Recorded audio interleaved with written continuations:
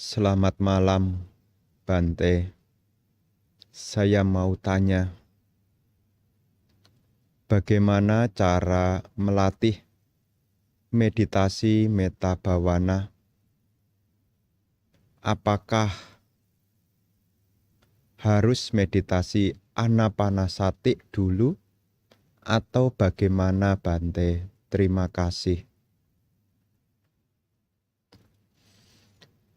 Berkenaan dengan bagaimana kita mengembangkan meditasi cinta kasih, di dalam salah satu ulasan yang ada di dalam kitab Wisudhimagga sehubungan dengan praktek meditasi cinta kasih, sebelum seseorang meditasi, seseorang mengerti akan bahaya dari kebencian, bahaya dari kemarahan. Karena punya kebijaksanaan, memahami dan mengerti akan bahaya dari kebencian, akan bahaya dari kemarahan, maka seseorang mengisi batinnya dengan pikiran cinta kasih. Seringkali di dalam penghantar meditasi cinta kasih, terkadang disampaikan langsung sehubungan dengan cara meditasi. Tetapi sesungguhnya sangat baik sekali jika kita mengerti sehubungan dengan bahaya dari kebencian, bahaya dari kemarahan. Seperti di dalam syair Dhammapada dikatakan,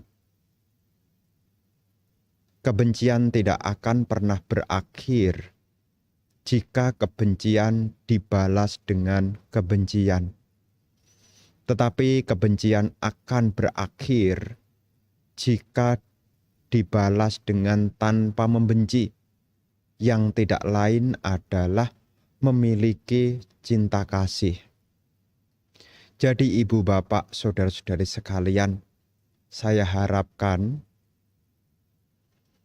ketika kita ingin mengembangkan cinta kasih, kita mengerti, memahami bahaya dari kebencian, bahaya dari kemarahan. Dimanapun siapapun yang membenci, pasti hidupnya tidak bahagia. Dimanapun, kepada siapapun, jika seseorang membenci, maka penderitaanlah yang akan muncul di dalam diri seseorang tersebut. Nah, karena punya pemahaman ini, lantas seseorang terdorong untuk mengisi batinnya dengan ujaran-ujaran cinta kasih. Ada beberapa versi, artinya beberapa macam ya, tentang pengembangan cinta kasih. Ada yang langsung, yakni mengembangkan cinta kasih universal dengan mengulang-ulang di dalam hati secara perlahan-lahan, semoga semua makhluk berbahagia. Semoga semua makhluk berbahagia. Kata-kata yang seseorang ulang ini akan menjadi pandangan yang masuk di dalam batin seseorang. Makanya, kenapa meditasi cinta kasih itu sifatnya pengulangan? Karena supaya batin seseorang ini tidak dikuasai oleh kebencian. Nah, ada yang menggunakan langsung, semoga semua makhluk berbahagia. Diulangi, jadi dengan tubuh yang nyaman, dengan tulang punggung yang tegak dan rileks. Apakah dengan mata terpejam, ataukah dengan tanpa mata terpejam? Seseorang mengulangi di dalam hatinya, semoga semua makhluk berbahagia. Diulang lagi, semoga semua makhluk berbahagia. Jadi tidak terburu-buru ya. Jadi secara pelafalannya tidak terburu-buru. Ada yang demikian, ada yang dimulai dulu dari diri sendiri. Semoga saya berbahagia, bebas dari penderitaan. Semoga saya berbahagia, bebas dari penderitaan. Dia ulangi dulu untuk dirinya dulu. Karena ada komentar yang menjelaskan bagaimana kita bisa berbagi cinta kasih kalau diri kita tidak bahagia. Ya ada komentar yang demikian. Jadi yang jenis pertama tadi juga boleh. Jenis kedua ini ya mulai dari diri sendiri. Setelah diri sendiri, barulah ia mengembangkan cinta kasih kepada semua makhluk. Ada yang dengan cara, ya jadi nanti yang Bante sampaikan ini banyak versi ya. Nanti pilih yang mana yang kiranya cocok bagi diri Anda. Oh Bante, saya lebih cocok langsung aja. Semoga semua makhluk berbahagia seperti yang ada di dalam Karania Metasutta. Boleh juga. Atau saya lebih cocok yang dari diri sendiri Bante, seperti yang ada di dalam Brahma Wihara. Semoga saya berbahagia, bebas dari membenci, bebas dari menyakiti, bebas dari derita jasmani dan batin. Semoga aku dapat mempertahankan kebahagiaanku sendiri. Setelah itu, ya, semoga semua makhluk berbahagia, bebas dari membenci dan dibenci, bebas dari menyakiti dan disakiti, bebas dari derita jasmani dan batin. Semoga semua makhluk dapat mempertahankan kebahagiaan mereka sendiri. Kalau yang versi panjang ini hendaknya kita sudah hafal dulu ya. Jadi kita tidak berpikir lagi habis ini apa. Jadi langsung kita mengulangi tanpa ada keraguan-raguan. Tapi kalau yang panjang ini dirasa tidak mampu, pakai yang pendek. Tidak jadi persoalan. Pencecaran yang terus-menerus ini adalah upaya untuk satu, mengembangkan cinta kasih, dua, mencegah agar pikiran-pikiran buruk yang tidak bermanfaat supaya tidak masuk ke dalam batin. Jadi nanti Ibu Bapak Bante telah mengawali tadi alasan kenapa kita mengembangkan cinta kasih, karena tahu bahaya dari kebencian. Kemudian lantas bagaimana supaya kebencian tidak menguasai? Kita isi batin kita dengan pengulangan kalimat cinta kasih. Jadi di antara Bapak Ibu yang masih dendam sama seseorang, mungkin sakit hati sama pengalaman masa lalunya, mungkin merasa ya tidak nyaman batinnya dikuasai oleh dosa kebencian, jangan biarkan kebencian menguasai Anda. Cecarlah pikirannya dengan terus-menerus dengan ungkapan, apakah semoga saya berbahagia? Apakah semoga semua makhluk berbahagia? Ya, jadi Bante berpesan, ketika kita tidak bahagia, kemudian kita membenci, ingatlah, kita hanya membuat diri kita menderita. Ada beberapa orang yang tidak bisa memaafkan dirinya, mungkin karena keteledoran, itu tidak membawa manfaat.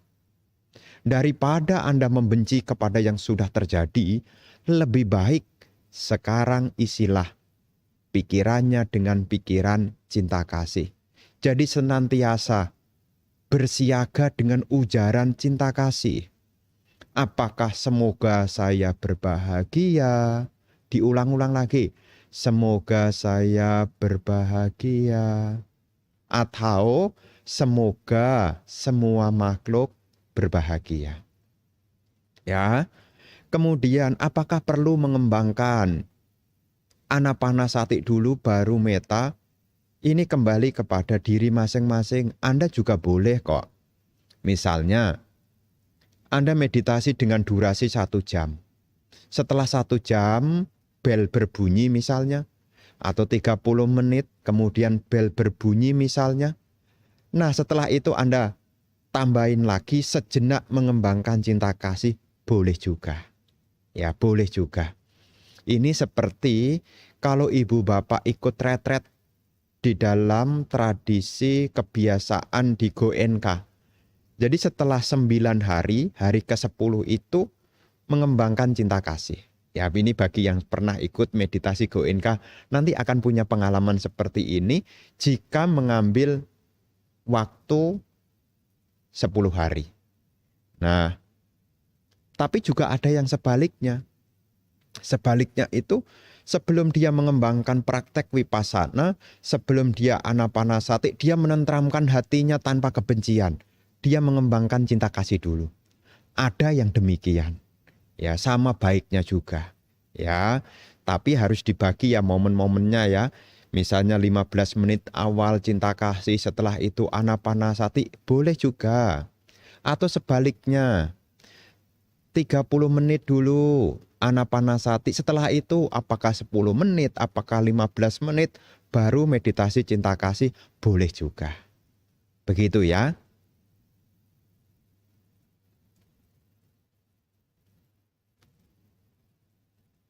Namo Buddhaya Bante. Bante. Buddha kan katanya tidurnya cuman 1 jam ya Bante. Itu ndak mempengaruhi kesehatan ya Bante. Bapak dan Ibu, saudara-saudari sekalian, memang di dalam kisah riwayat hidup Guru Agung Sang Buddha, di dalam 24 jam waktu yang dimiliki, memang digunakan 1 jam untuk istirahat. Jadi pagi ya itu ada waktu ya. Jadi fajar ya.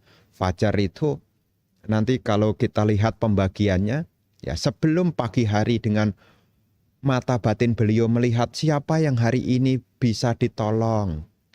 Ya, sebelum cangkamana beliau meditasi ya dengan model berbaring. Ya, jadi dengan postur yakni meditasi berbaring dan menggunakan istirahat 1 jam. Apakah itu tidak mempengaruhi kesehatan? Sang Buddha ini adalah guru para dewa dan manusia. Guru para dewa dan manusia. Beliau juga arahan. Artinya arahat itu adalah sudah tidak ada lagi yang perlu dikerjakan, katang karaniang. Beliau juga sata dewa manusanang, gurunya para dewa dan manusia. Nah, di malam hari ya hingga menjelang pagi sebelum Sang Buddha istirahat, beliau mengajar dhamma kepada para dewa. Ya, jadi di saat manusia ini, di saat para siswa ini istirahat, ya di jam malam para dewa datang untuk belajar dhamma. Jadi berbeda dengan kita yang putu jana ya. Kalau tidak tidur jadi pusing, tidak tidur jadi gampang emosi, kurang tidur jadi gampang lupaan. Ya ini putu jana ya. Guru Agung Sang Buddha ini adalah sata dewa manusanang. Jadi jam malam itu dipakai beliau untuk mengajar para dewa. Ya, salah satu khotbah yang cukup terkenal yakni Manggala Sutta. Termasuk juga ada pertanyaan-pertanyaan yang disampaikan oleh para dewa kepada Sang Buddha yang tertuang di dalam Samyutta Nikaya. Ya, di dalam Samyutta Nikaya itu ada percakapan-percakapan antara Guru Agung Sang Buddha dengan para dewa. Dewa itu akan datang di malam hari. Mengunjungi Sang Buddha itu di malam hari. Apa alasannya? Karena di jam itulah manusia pada umumnya sedang istirahat. Menurut kitab penjelas, manusia itu penuh dengan aroma yang tidak sedap. Menurut para dewa. Mengacu kepada apa? Banyak sekali manusia ini diliputi kebencian, diliputi keserakahan, sehingga itu menimbulkan yakni aroma yang kurang menyenangkan. Makanya ketika manusia tertidur, nah disitulah para dewa mengunjungi Sang Buddha, dan disitulah Sang Buddha mengajarkan Dhamma. Jadi di jam malam itu Guru Agung Sang Buddha menggunakan waktu untuk membabarkan Dhamma. Sang Buddha juga tidak lagi takut dengan kematian. Nah, orang-orang pada umumnya yang masih putu jana, ya, seperti kita-kita yang orang biasa gini ya, aduh kalau tidak tidur, kepalanya puyeng, tekanan darahnya rendah, gampang emosian, gampang lupaan.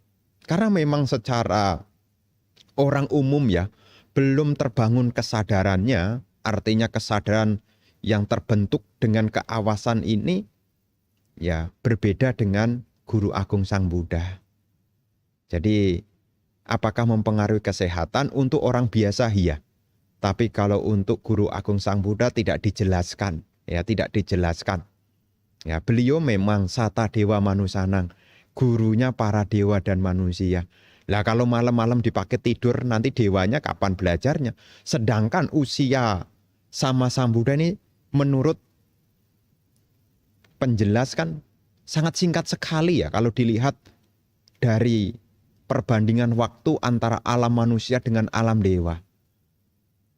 Karena satu hari di alam Catumahara-jika itu 50 tahun di alam manusia. Jadi kesempatan untuk ketemu sama Sang Buddha ini sangat pendek sekali. Dan Sang Buddha dengan beliau punya karuna belas kasihan, beliau memberi kesempatan kepada para dewa untuk belajar Dhamma. Begitu, ya.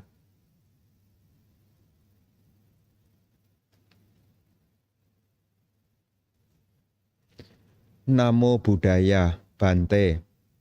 Izin tanya, apa yang dimaksud dengan cita-cita luhur? Anumodana atas penjelasannya. Berkenaan dengan cita-cita luhur adalah sebuah pengharapan yang baik. Seperti cita-cita untuk mengakhiri penderitaan. Ini cita-cita luhur. Ya. Kemudian melihat anicca, ini juga cita-cita yang luhur. Kemudian memahami tentang anatta, ini juga cita-cita luhur. Makanya disebut cita-cita luhur adalah cita-cita yang tanpa disertai dengan noda batin. Cita-cita yang tanpa disertai dengan pengotor-pengotor batin atau kilesa. Ya, jadi kita sebagai umat Buddha cita-cita luhurnya apa? Merealisasi nibbana. Ini cita-cita luhur.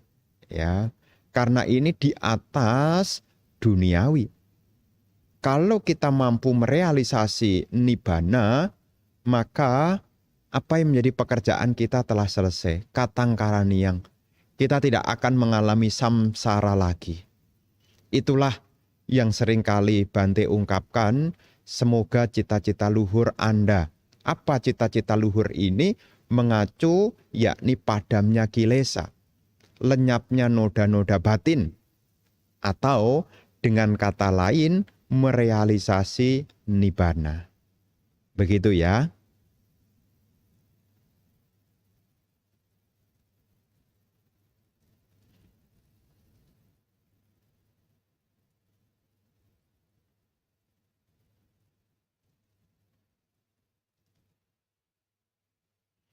Wandami Bante. Kemarin Bante menyebutkan hati sanubari sebagai rupa. Maksudnya apa ya? Nah, berkenaan hati sanubari, ya hadaya itu jantung. Hadaya watu, landasan jantung. Jadi kalau kita ini, ya kalau kita perhatikan ya, kan saya bilang, rupa adalah yang diketahui, nama adalah yang mengetahui. Kalau kita sedang mungkin marah, mungkin jatuh hati gitu ya, hadaya watu ini bergejolak. Termasuk juga kita mengalami rasa takut. Ini dak-dikduk juga.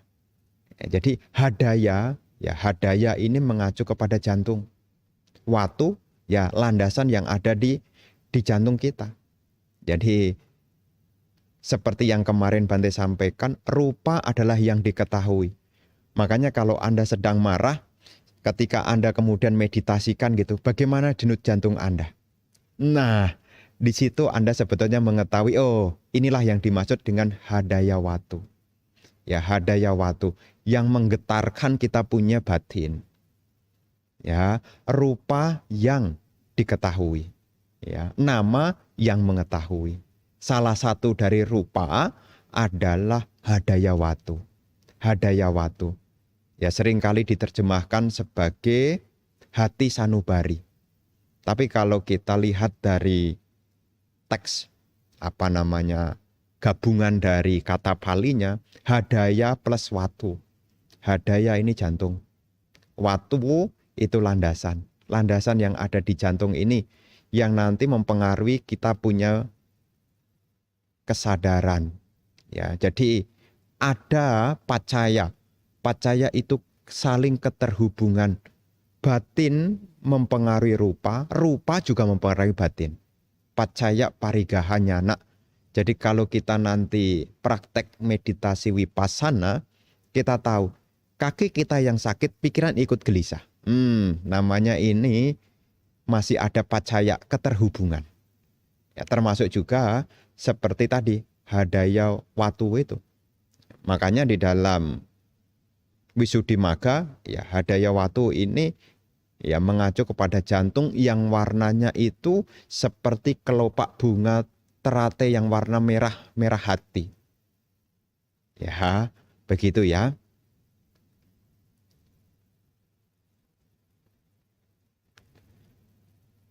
Lalu Bante, mengapa ada somanasa dan domanasa?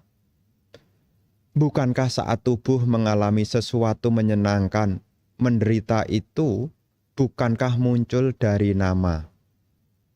Nah, perlu Bante jelaskan kembali.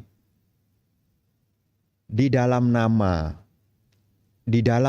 itu ada wedana, sanya, sangkara dan winyana. Ya, nama itu yang mengetahui.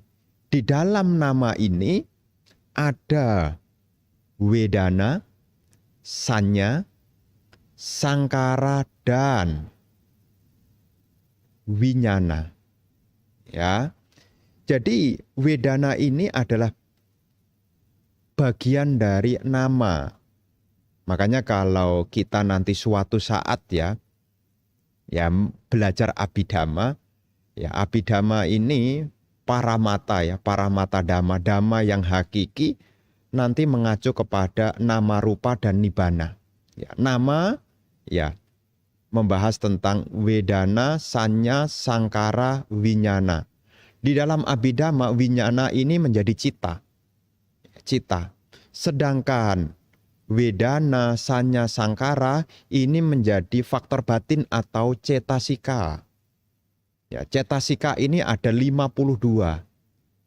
Sedangkan cita ini ya 121 atau 89. Ini bagi yang pernah belajar abhidhamma ya, nanti bisa nyambung. Nah, di dalam wedana ini secara abhidhamma itu dijelaskan menjadi 5. Ada bahagia jasmani namanya suka. Ada bahagia batin namanya somanasa. Bukan suka juga bukan duka. Nah ini netral seringkali disebut. Kemudian derita jasmani, domanasa. Derita jasmani itu duka, ya, derita jasmani itu duka, derita batin itu domanasa. Kenapa dipisah?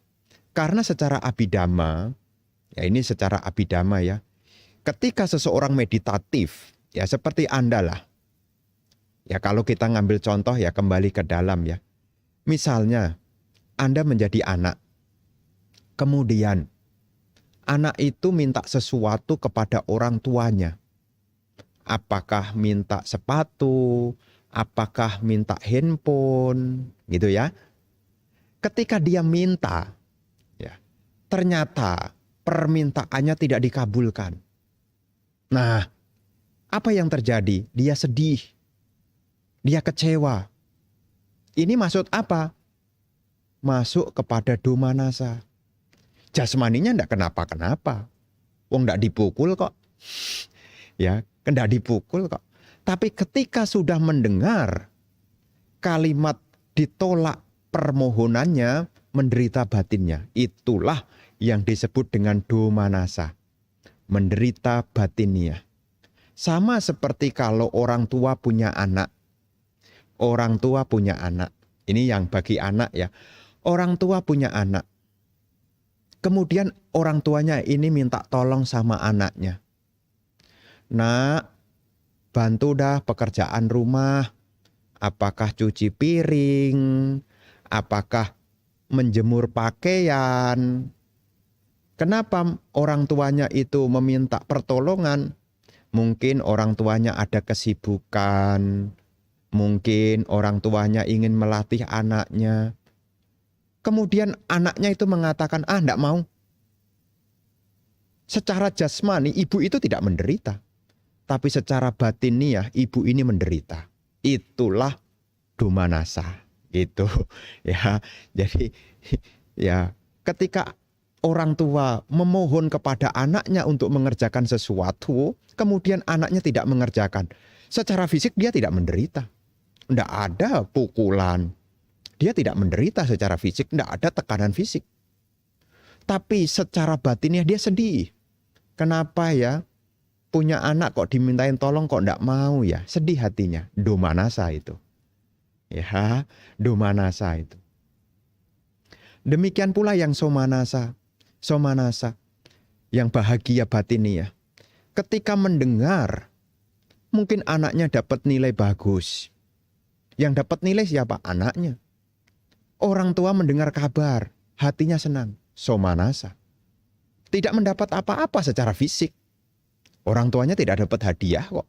Secara fisik tidak dapat apa-apa. Tetapi secara pengalaman batin dia jadi bahagia. Nah itulah somanasa.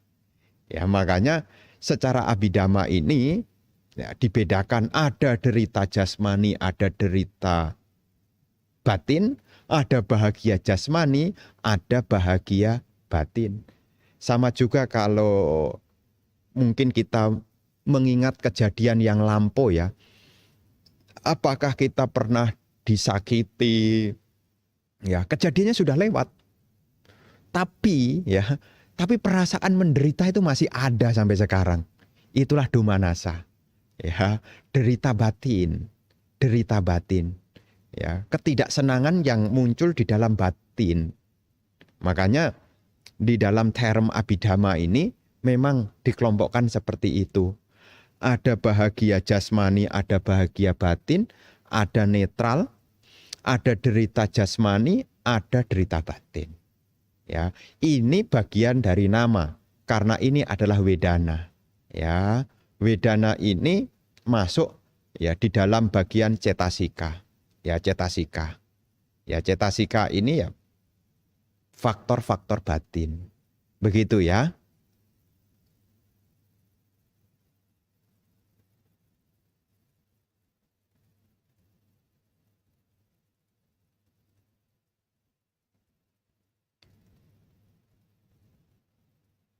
Selamat malam, Bante. Terpujilah Sang Buddha, Namo Buddhaya. Izin tanya, saya ada sebulan saat relaksasi sudah tenang dan langsung dapat merasakan nafas alami.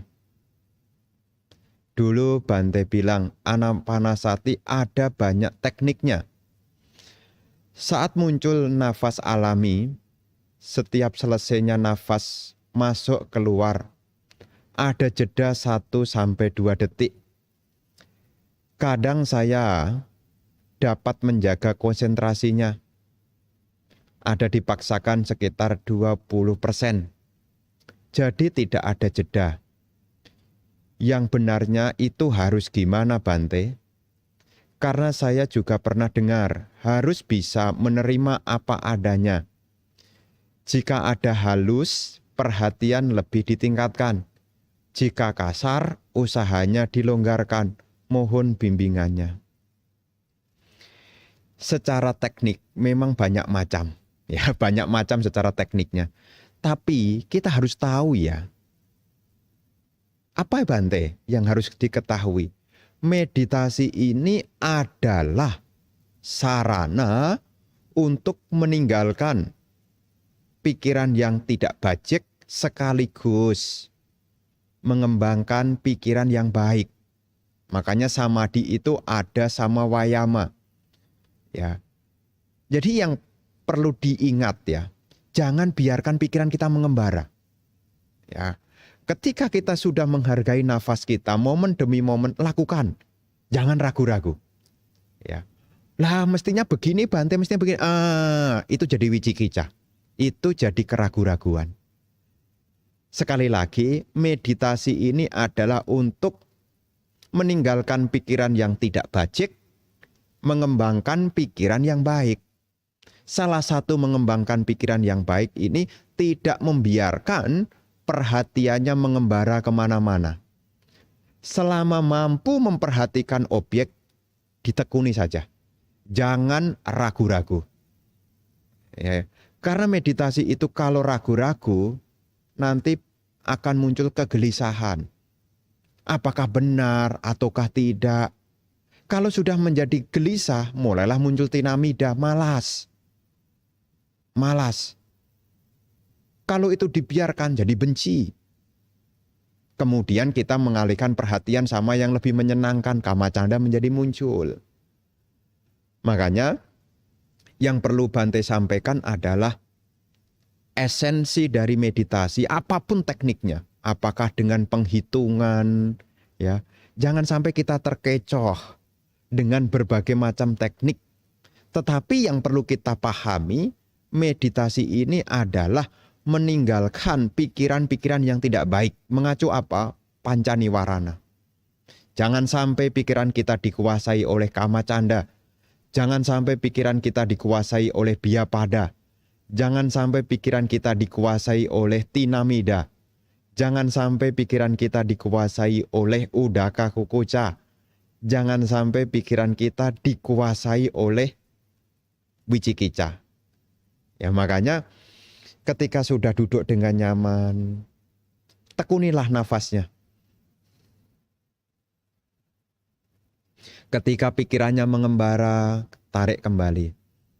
Tekuni dulu. Supaya kita terbiasa untuk melihat ke dalam.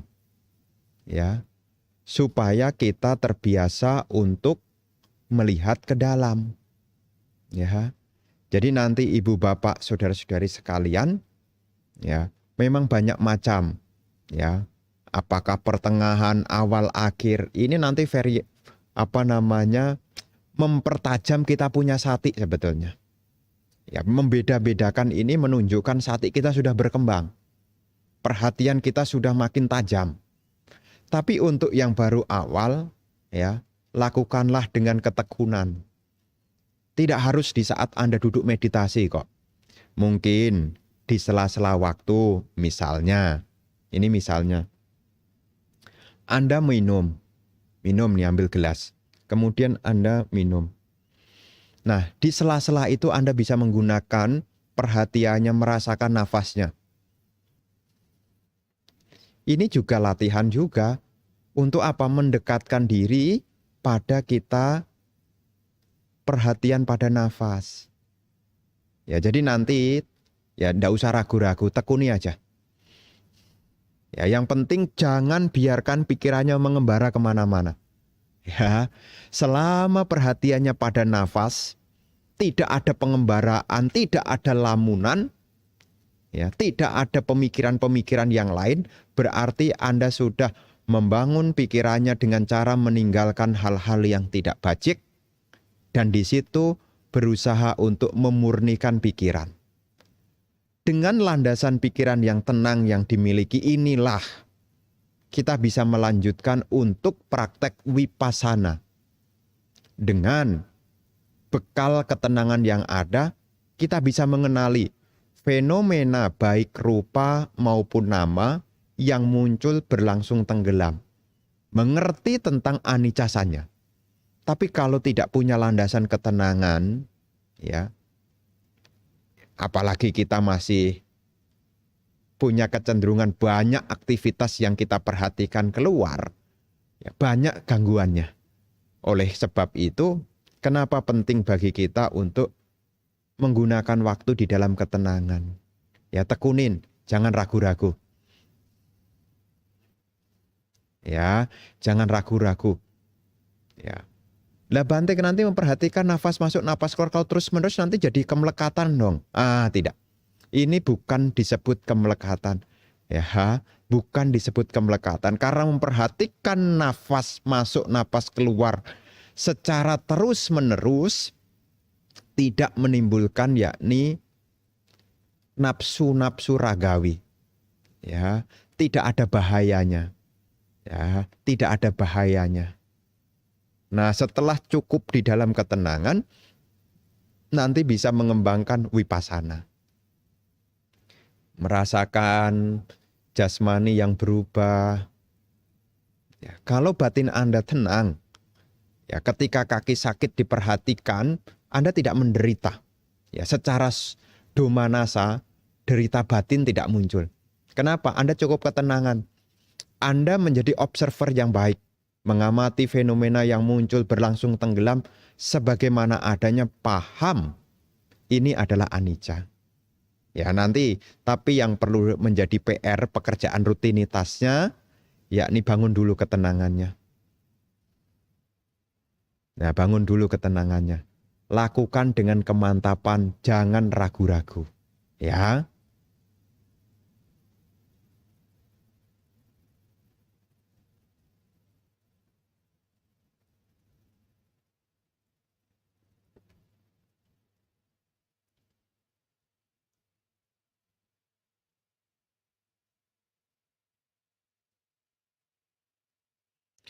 Namaste Bante.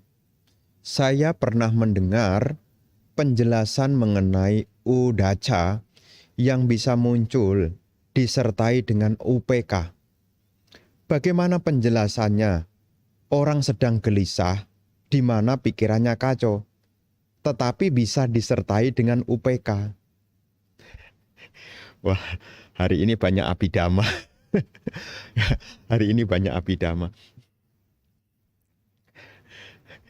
Ya, berkenaan dengan pertanyaan ini ya. Ya nanti bisa yang punya buku Abhidhamma Tak Sanggaha ya. Ya hari ini banyak abhidhamma. Ya yang lain mungkin ya didengar dulu, yang belum tahu mungkin didengar dulu, tidak apa-apa. Ya nanti kalau ibu bapak di rumah mungkin juga bisa men-searching juga di Google. Ada di dalam Abhidhamma Tak Sanggaha. Ya, berkenaan dengan kama wacara ya. Di dalam kama wacara itu ada aku salah cita. Ya, aku salah cita. Di dalam aku salah cita itu ada loba mula cita, ada 12. Kemudian ada dosa mula cita, ada 2. Serta ada moha mula cita. Nah, pertanyaan ini mengacu kepada moha mula cita. Ya, kalau loba mula cita itu diawali ya dari ada yang somanasa, perasaan bahagia, atau juga UPK. Nah, ini nanti kalau dibuka buku, ya kalau Anda buka buku yang bagian loba mula cita, aja somanasa sahagatang, ditik gata sampayutang asangkarikang. Ya, ada somanasa sahagatang, ditik gata sampayutang asasangkarikang. Nah, nanti Anda buka. Nah, di dalam bagian yang moha, dosa dulu ya. Kalau dosa itu dengan domanasa. Ya, domanasa sahagatang patiga. Ada patiga di sana. Ya, ada perasaan tidak suka bersama dengan patiga kemarahan. Sedangkan di dalam moha, moha ini diawali dari UPK. Kenapa? Kok di dalam moha mula cita kok menggunakan UPK? UPK yang dimaksud di sini adalah bukan somanasa, juga bukan domanasa. Makanya di dalam moha mula cita ini menggunakan kata UPK. Jadi UPK yang ada di sini tidak sama dengan UPK yang ada di misalnya faktor jana, misalnya di bojangga. Ya. Di dalam bojangga itu kan ada UPK juga. Sati, Dhamma Wicaya, Wirya, Piti, Pasadi, Samadhi, UPK. Tapi UPK yang ada di dalam moha mula cita ini, ya bukan UPK yang ini. Tapi ini UPK yang tanpa somanasa maupun tanpa domanasa. Makanya UPK. Nah, di dalam moha mula cita, ya dikatakan, UPK sahagatang, ya ada wicikica sampayutang. Kemudian UPK sahagatang, udaca sampayutang. Jadi perasaan bukan menyenangkan, juga bukan membahagiakan bersama dengan yang pertama tadi wicikica, keraguan-raguan. Ini dalam moha mula cita. Nah, yang berikutnya, pikiran kesadaran tanpa perasaan senang, somanasa, tanpa perasaan benci, domanasa, bersama dengan udaca, kegelisahan. Ya, jadi seperti kemarin ya Bante jelaskan, udaca itu diibaratkan seperti orang yang menjadi budak. Ya, dia gelisah tidak tahu apa yang harus dikerjakan. Dia hanya menunggu instruksi. Makanya ini adalah bagian dari moha mula cita. Ya, ini dijabarkan di dalam aku salah cita, bagian dari ya kama wacara. Kama wacara. Ya, di dalam ya abhidhamma terkhusus ya. Ya, di situ nanti Ibu Bapak bisa melihat. Jadi UPK yang ada di sana ini menjelaskan ya bukan UPK seperti yang ada di faktor jana, batin tenang seimbang, atau UPK yang ada di faktor bojangga, tidak. Ya, tapi ini menjelaskan kondisi batin seseorang tanpa disertai perasaan senang, juga tanpa disertai perasaan tidak senang. Ya, tanpa somanasa maupun tanpa domanasa. Kalau loba itu somanasa, kalau dosa itu domanasa, kalau moha itu UPK. Ini sehubungan dengan moha mula cita. Ya, memang kalau kita melihat, loh ini kan mungkin sejauh ini kan pemahaman tentang UPK-nya ini kan UPK yang ada di faktor jana atau UPK yang ada di faktor 7 faktor bojangga itu. Ya, tapi yang jelas ini ya bukan UPK yang di situ. Ya juga bukan UPK yang ada di dalam UPK-nya Parami juga. Ya, jadi ini penjelasannya ya berbeda. Ya karena memang tergantung dari tempatnya. Seperti kemarin saya sampaikan. Ya, seperti kemarin saya sampaikan. Ya winyana pun ada macam-macam ya. Ada patik sandi winyana ya. Kemudian ada winyana yang mengetahui, ada winyananya pintu indria ya. Jadi macam-macam. Kita harus lihat secara lengkapnya ini di mana. Begitu ya.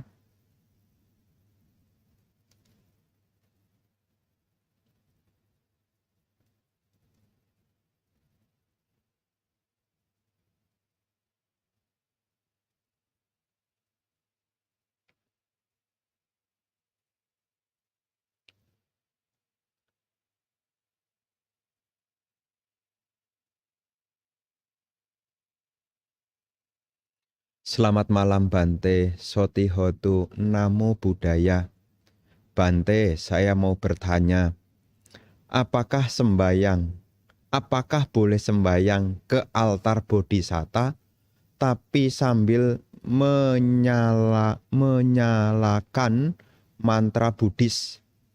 Karena saya jadi ingat yang dilakukan mantra Buddhis. Saya jadi ingat mama saya ketika membaca kitab suci semacam mantra Bodhisatta berupa mantra Awalteswara ataupun mantra Bodhisatta umumnya, tapi bukan parita. Apakah boleh ketika hal saat mau ibadah seperti sambil menyalakan mantra Buddha Bante? Mohon baca. Ya, sebetulnya ini sih pilihan masing-masing ya. Kalau seandainya di silent dulu, artinya dikecilkan dulu supaya kita fokus, tidak masalah juga. Kalau seandainya bunyi kemudian kita baca parita dan merasa tidak terganggu, ya tidak jadi masalah juga. Ya, tidak jadi masalah. Ya, ketika kan ada tuh kayak recording ya, apa ya, semacam alat gitu. Dia akan mengulang-ulang parita gitu. Ya, kalau Anda baca paritanya kemudian tidak terganggu, ya tidak jadi masalah. Nyala juga tidak jadi masalah. Ya.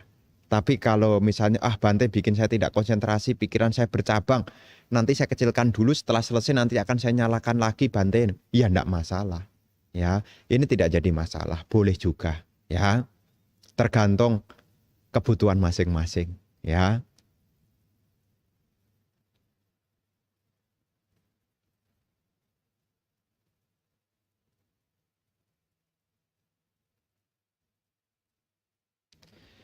Namo Buddhaya, selamat malam Bante.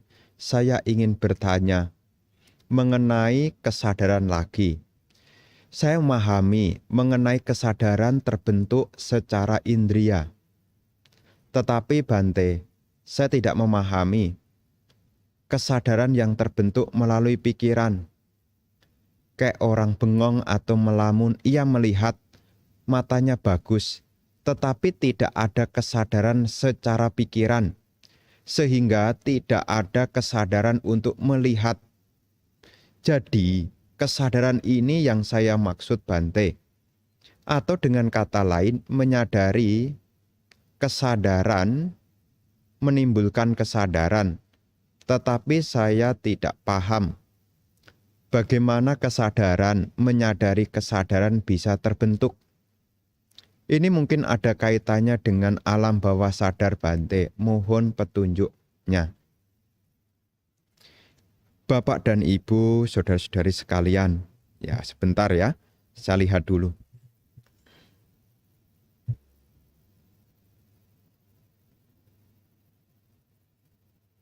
Sehubungan dengan kesadaran.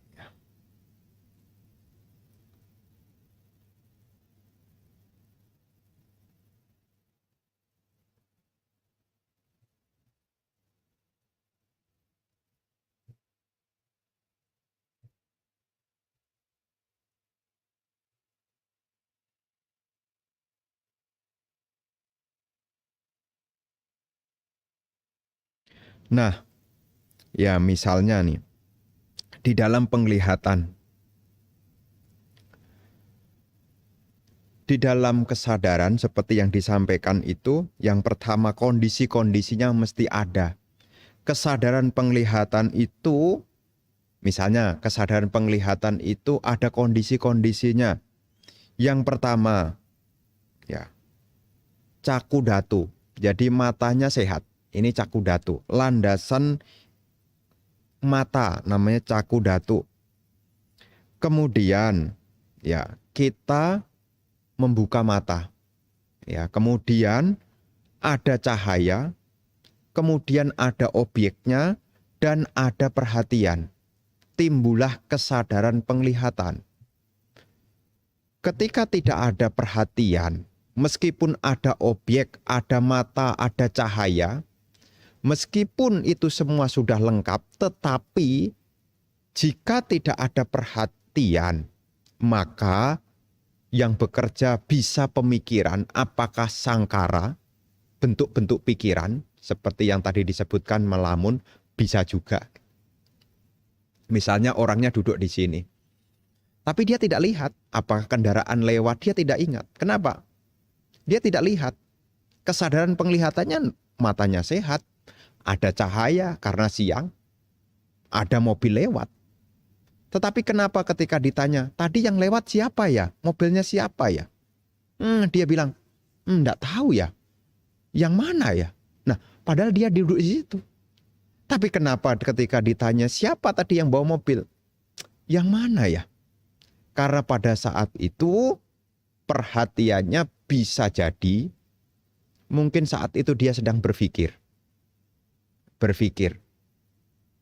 Nah, ketika dia berpikir, secara kasat mata dia melihat ke depan, tapi perhatiannya ini kepada pemikiran. Ya, jadi ya seperti ibu bapak saudara-saudari sekalian, bisa juga karena sangkara, bentukan-bentukan batin.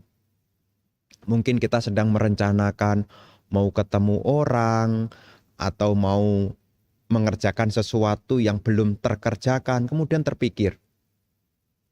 Karena tidak ada perhatian, dia tidak mengenal objek apa yang ada di depannya. Peran dari perhatian ya atau sati itu akan berkaitan dengan kesadaran penglihatan.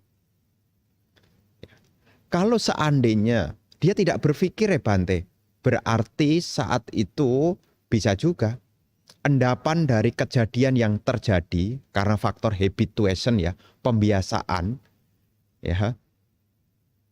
Mungkin saat itu dia sedang nyanyi-nyanyi ya, dari apa yang sudah pernah terekam di bawah sadar dia. Mungkin dia sedang nyanyi, dia tidak perhatikan kepada apa yang lewat. Ya, bisa jadi karena sangkaranya itu mengembara, ya, bisa jadi dia terbawa pengalaman yang sudah lampau, bisa juga. Maka meskipun matanya sehat, itu di siang hari ada cahaya, ya, ada objek, tapi ketika tidak ada perhatian, maka tidak ada yakni kesadaran penglihatan. Sama seperti yang tadi Bante contohkan, kita duduk gitu ya, kemudian ada sepeda motor atau mobil yang diparkir, kemudian kita duduk di luar. Karena kita sedang mungkin menatap ke yang lain, ya, tapi tidak terarah seutuhnya ke sana. Ketika ditanya, ya tidak tahu. Makanya kesadaran itu tidak lepas dari sati, perhatian. Ya, perhatian. Apa yang kita perhatikan itu akan menimbulkan kesadaran.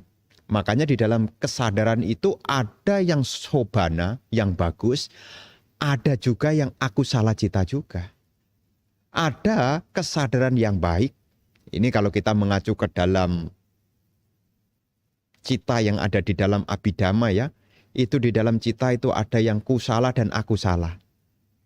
Bergantung dari mana? Perhatian kita. Kadang-kadang kita punya kesadaran yang buruk. Kenapa? Karena kita memperhatikan hal itu. Sudah tahu itu buruk, diperhatikan. Jadilah kesadaran yang buruk. Sadar dirinya benci, sadar dirinya marah, ya, domanasa, dosa mula cita, ya. Karena itu diulang-ulang jadilah kesadaran. Kesadaran ini artinya ya terbentuk karena ada perhatian. Makanya di dalam perhatian ini ya mengambil peran penting. Kemana perhatian kita arahkan. Makanya di dalam usaha benar itu meninggalkan hal buruk yang sudah ada. Jadi hal buruk yang sudah ada itu tinggalkanlah. Hal buruk yang belum muncul jangan sampai muncul. Hal baik yang belum ada munculkanlah. Hal baik yang sudah ada kembangkanlah. Hal baik ini bisa berkembang kalau kita mengarahkan perhatian kita pada hal-hal yang baik. Ya, Anda bisa benci orang. Kita nih umum nih muncul tidak suka. Kenapa Anda tidak suka? Misalnya ditanya gitu. Tahu enggak diri Anda tidak suka? Tahu.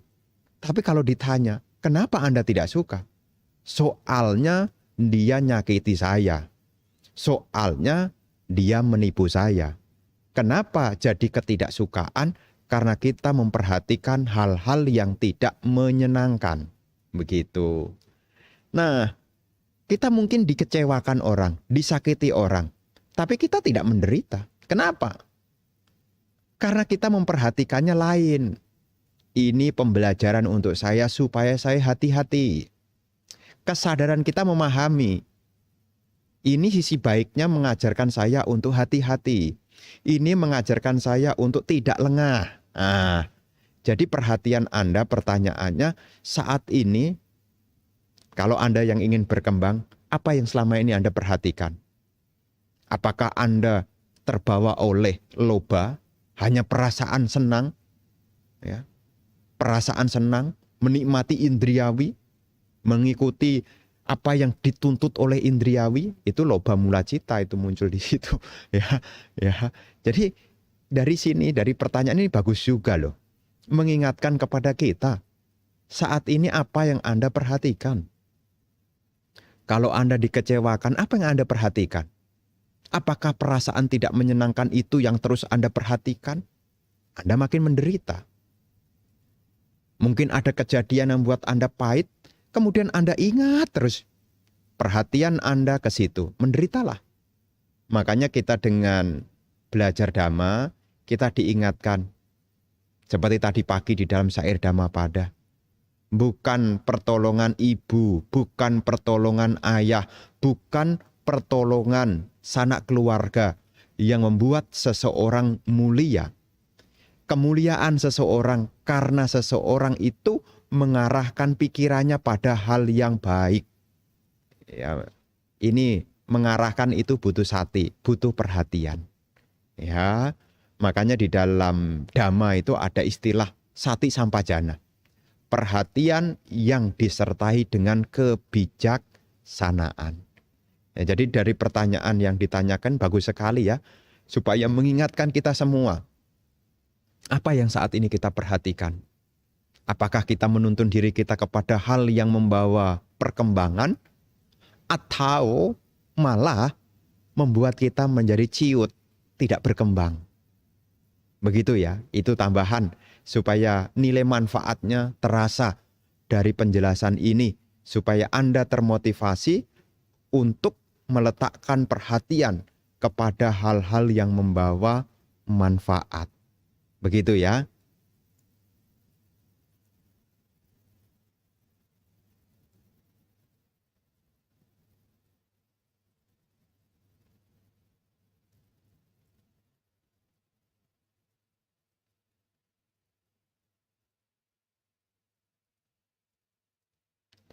Bante izin tanya, kenapa kalau canting malam sujudnya sampai 6 kali?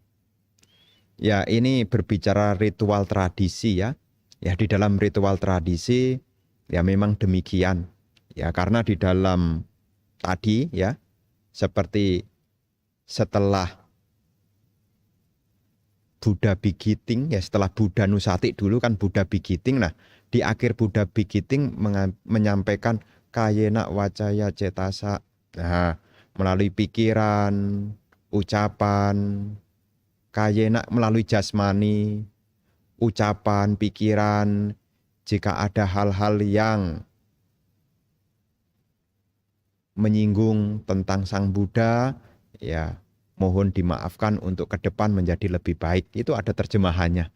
Jadi kita meletakkan sujud, namanya sujud itu meletakkan kepala di kaki guru, namanya namaskara.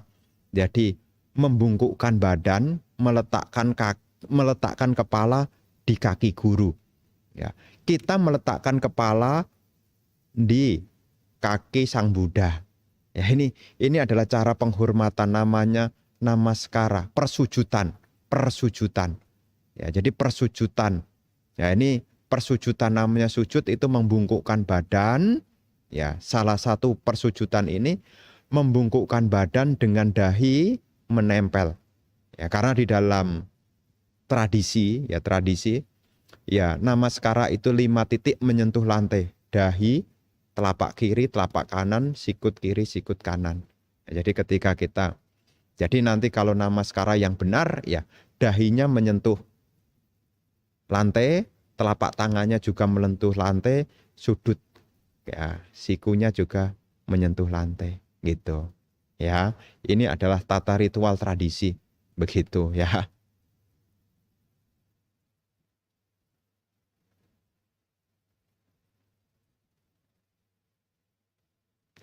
Namo Buddhaya, Sotihotu Bante. Mau tanya, Bante, untuk ingat dhamma saja tidak mudah.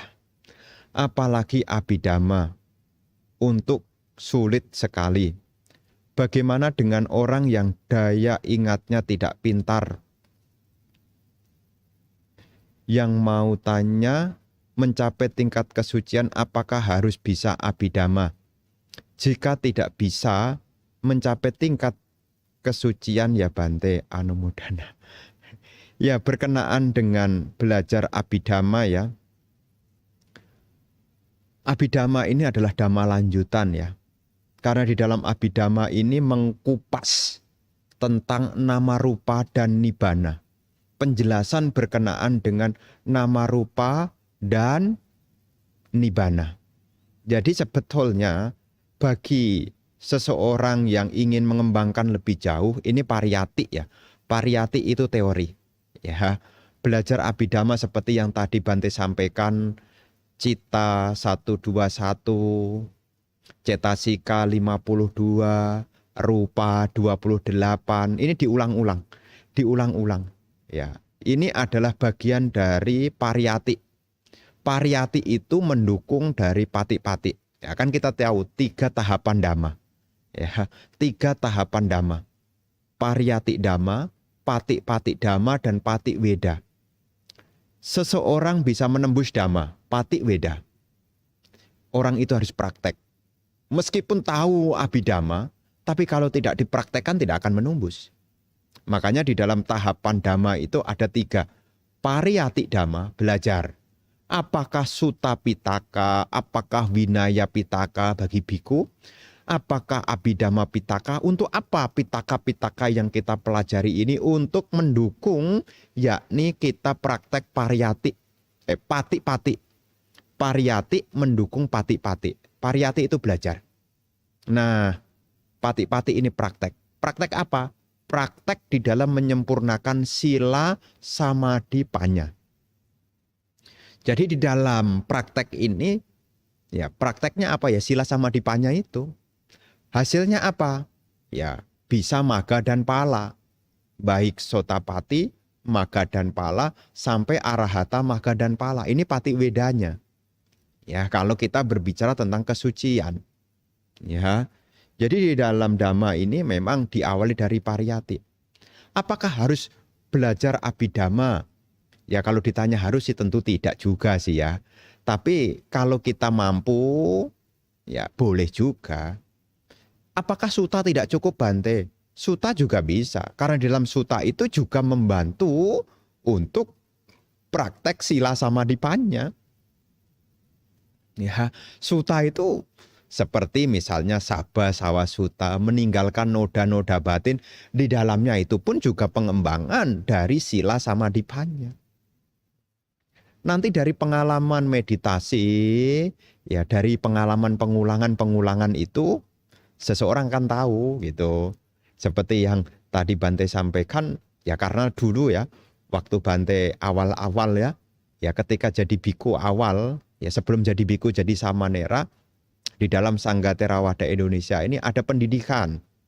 Meliputi Winaya Pitaka, meliputi Sutta Pitaka, serta Abhidhamma Pitaka juga. Meskipun tidak semuanya, ya biasanya diambil dari Abhidhammata Sanggaha.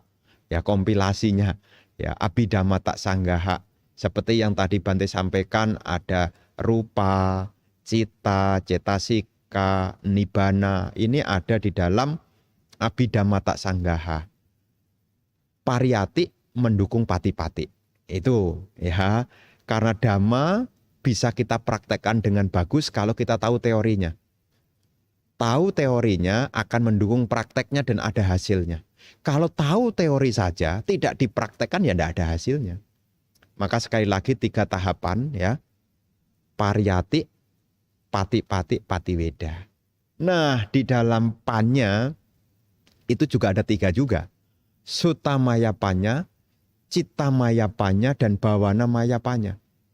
Sutamaya panya Pak, kebijaksanaan yang muncul dari kita belajar. Apakah belajar suta itu untuk apa? Memunculkan panya juga. Cinta maya panya direnungkan. Perenungan. Bawana sudah menjadi bagian kebiasaan, sudah perkembangan batin. Ya, makanya di sini pun faktor untuk memperoleh panya sekalipun juga ada suta juga, belajar. Ya. Ya, jadi di sini meskipun belum tahu tentang abhidhamma jangan berkecil hati, ya. Jangan berkecil hati, Anda masih mampu belajar suta kok. Ya. Meninggalkan hal-hal yang tidak baik, mengembangkan hal-hal yang baik, mengerti apa yang harus ditinggalkan sehubungan dengan noda-noda batin. Itu banyak disampaikan juga kok di dalam Sutta Pitaka. Baik itu di dalam Digha Nikaya, Majjhima Nikaya, Samyutta Nikaya, Anguttara Nikaya, ataupun di dalam Khuddaka Nikaya. Ya, jadi dalam Khuddaka Nikaya salah satunya yang pagi hari kita baca itu Dhammapada. Itu juga bagus juga menambah kita di dalam pariyati, ya, dalam teori. Begitu ya. Jadi tidak perlu berkecil hati, ya. Ketika kita tahu apa yang harus ditinggalkan, kita tahu apa yang harus dikembangkan, ditekuni, sering mendengarkan dhamma, diskusi dhamma, cepat atau lambat, nanti ketika momennya itu sudah terkumpul, maka punya ketajaman. Ya, seperti tukang gergaji itu. Ya, mata gerajinya diasah ya. Nanti kalau sudah terasah nanti bisa dipakai untuk memotong. Ya, sekarang mendengarkan diskusi ini seperti ngasah gergaji. Apa itu anicca, apa itu dukkha, apa itu anatta. Mengerti apa itu hukum karma, mengerti bahaya-bahaya dari loba, dosa, moha, itu seperti orang ngasah. Nah, ketika sudah tajam, ini bisa dipakai untuk memotong. Ya, jadi sebetulnya usaha-usaha kita baik itu mendengarkan dhamma, baik itu dhamma sakhaca, ya, diskusi dhamma, baik itu meditasi ketenangan, baik itu vipassana, itu seperti orang mengasah itu. Ya, mengasah dulu. Nah, kalau semua sudah siap, maka bisa kita gunakan untuk memotong pengotor-pengotor batin. Begitu ya.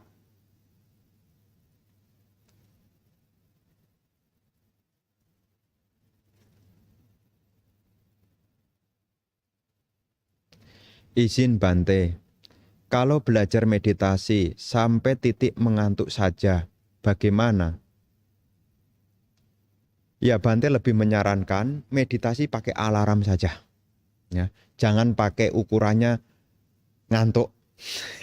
Ya, meditasi adalah upaya untuk meninggalkan pikiran-pikiran yang tidak bajik, dan meditasi ini adalah untuk mengarahkan perhatian. Jangan sampai pikiran kita dikuasai oleh kamacanda, biapada, tinamida, udaka kukuca, dan wicikicca. Jadi jangan pakai ukuran ngantuk. Kalau sudah ngantuk kemudian berhenti. Ya, jangan demikian. Ya, untuk yang baru belajar, Bante lebih menyarankan yakni gunakan alarm. Karena kita meditasi adalah membangun kesadaran, ya, membangun perhatian pada momen di sini saat ini untuk menjaga agar perhatian kita tidak mengembara kemana-mana. Ya, karena pikiran yang terarah akan membawa manfaat. Ya, di dalam syair Dhammapada dikatakan bahwasanya pikiran ini amat halus, lembut, sukar untuk diarahkan. Tetapi orang yang bijaksana berusaha untuk mengarahkan pikiran. Pikiran yang terarahkan akan membawa pada kebahagiaan. Jadi kita mengarahkan pikiran pada kedamaian saat ini. Apapun yang bukan objek ya jangan diperhatikan. Ya, ini untuk memunculkan pelatihan awal, mengarahkan perhatian dengan benar. Jangan sampai kita melamun. Ya, jangan sampai kita muncul kebencian. saat meditasi. Ya.